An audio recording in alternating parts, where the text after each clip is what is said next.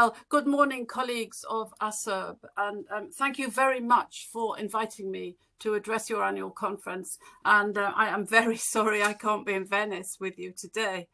Yesterday I had the pleasure of speaking at the ENU conference in Rome, and yet I was nevertheless here in my hometown of Bristol in the west of England. So I'm sorry not to be in Italy. I am the president of the European Council of Spatial Planners, and our main purpose is to promote the profession of spatial planning across the 47 countries of the Council of Europe. And I am delighted to have the pleasure to work with your president, Marcus, to lead the ECTP at this time. And Marcus and I, we have an ambitious agenda for the ECTP over the next 2 years.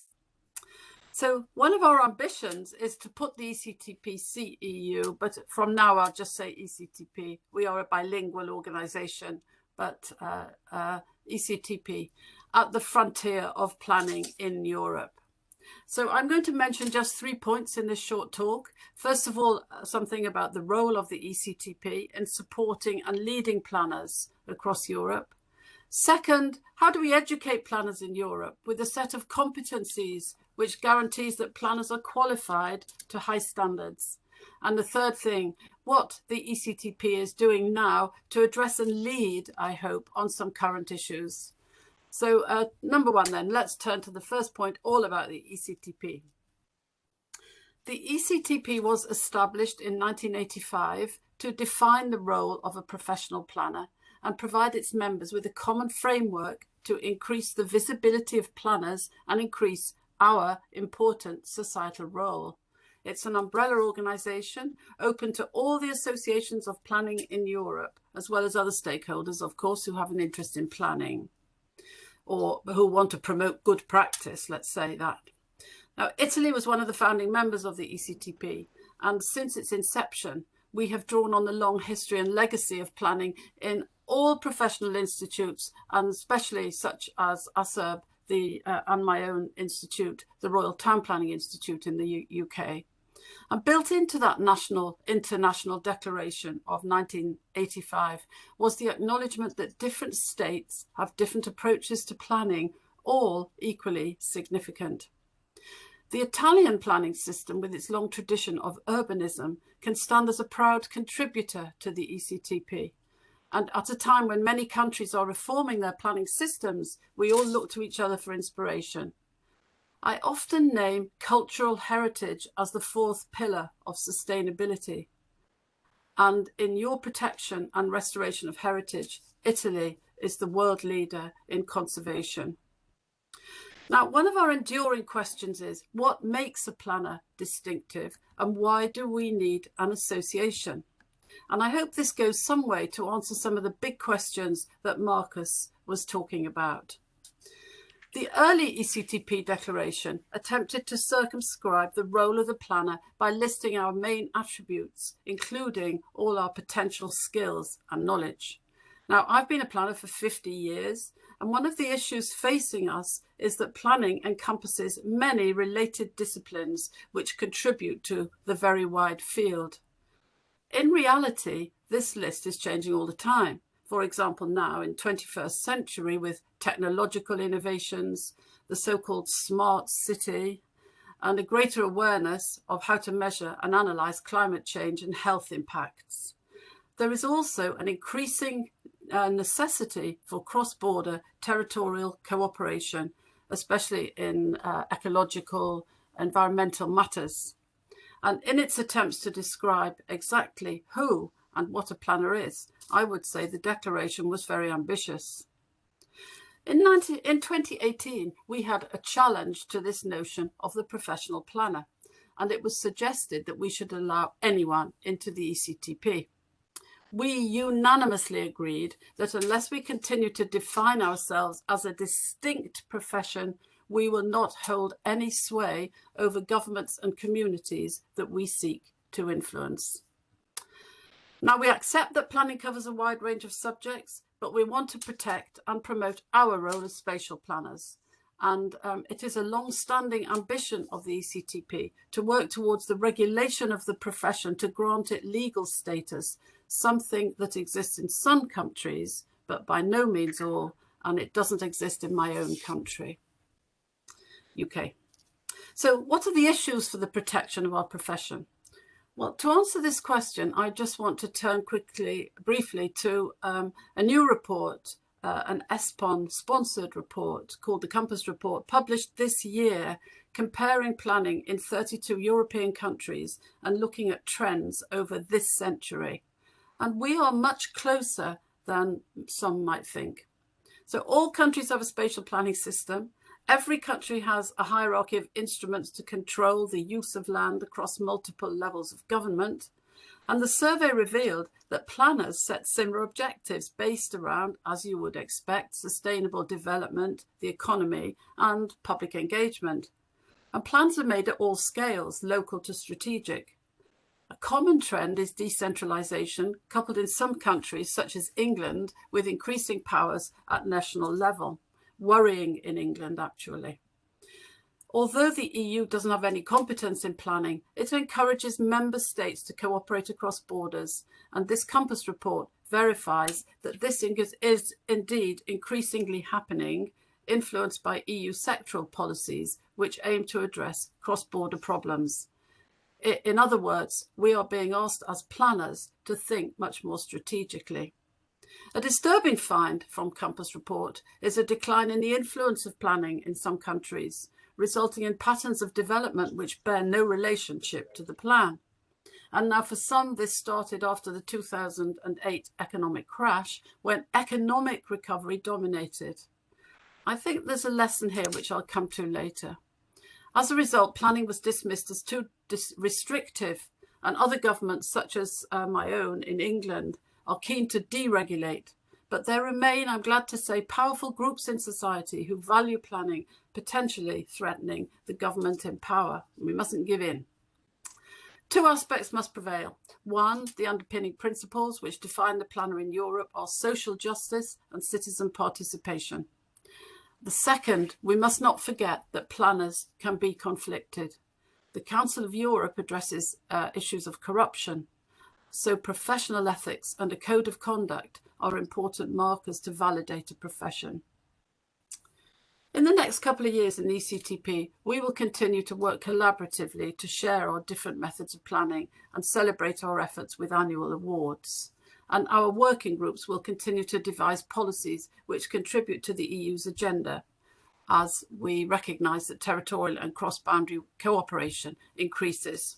And we mustn't forget young planners and graduates. We must involve them much more in our ECTP. So that leads me on to the second point, which is how we ensure that education of planners across Europe first guarantees quality and relevance to our distinctive profession, and second, moves towards the golden goal of mutual recognition. Well, while this has been the ambition of the ECTP for some time, it's difficult to achieve. Some countries and associations, as happens in Italy, and such as my own in the Royal Town Planning Institute, validate university courses or set exams for entry to the profession. In the ECTP, we support the setting of high standards to meet the criteria of a planner, and we have defined a core curriculum aimed at basing planning courses in the distinctive theory of planning. This is really important because academics fought for this over many years, 40, 50 years ago.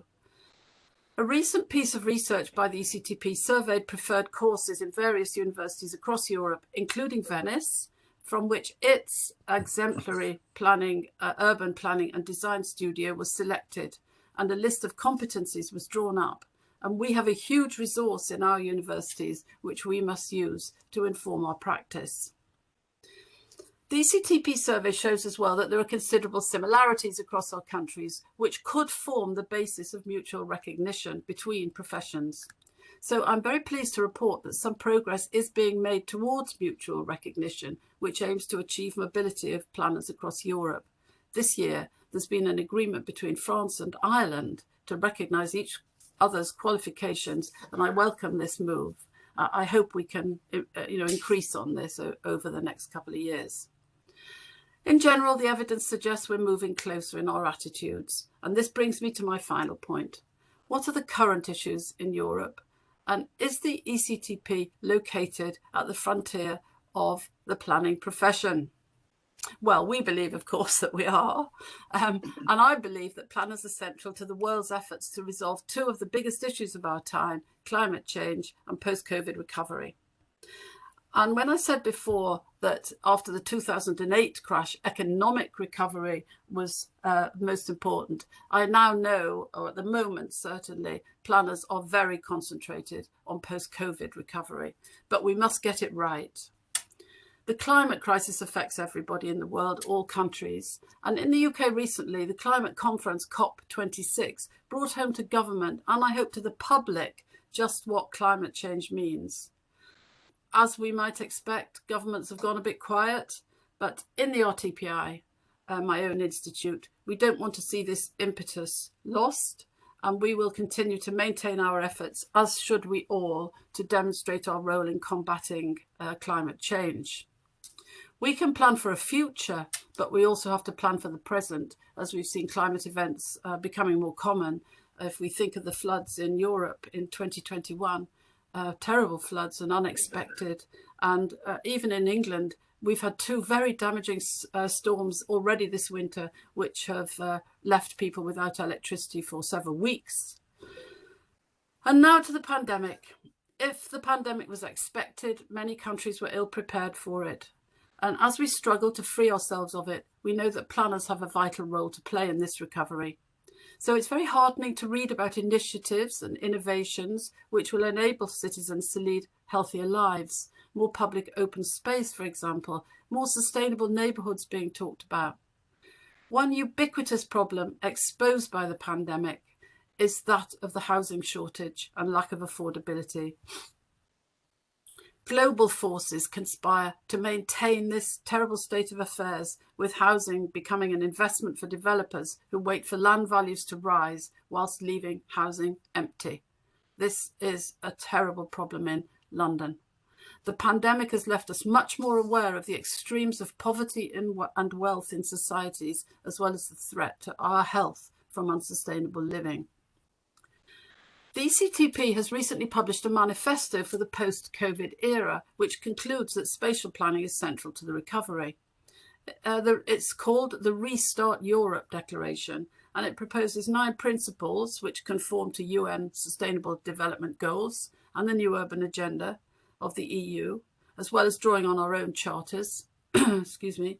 And taking our Restart Manifesto further, the ECTP has commissioned from our members, case studies of recovery efforts, which we're submitting as exemplars to the Lincoln Institute of Land Policy in America. I think we could be proud, actually, that we are sending our examples of recovery for American colleagues to peruse. In total, we've selected 11 projects, and the one from Italy that Marcus has kindly led on for us showcases how the city of Bologna, with its reputation of democracy and inclusiveness, is tackling the post-pandemic challenges to ensure that spatial planning plays a role. And the project, known as Reinventing the City, takes a multidisciplinary approach through methods of increased public dialogue, investigations into how to plan for recovery, and with practical implementation of ideas. And I mention it because I actually think of all the projects we have received about this, that this is one that really shows some strategic ideas for a whole city, not just a small part or one particular sector, which some of the others do. And we wanted strategic projects. So I think this is going to be very interesting.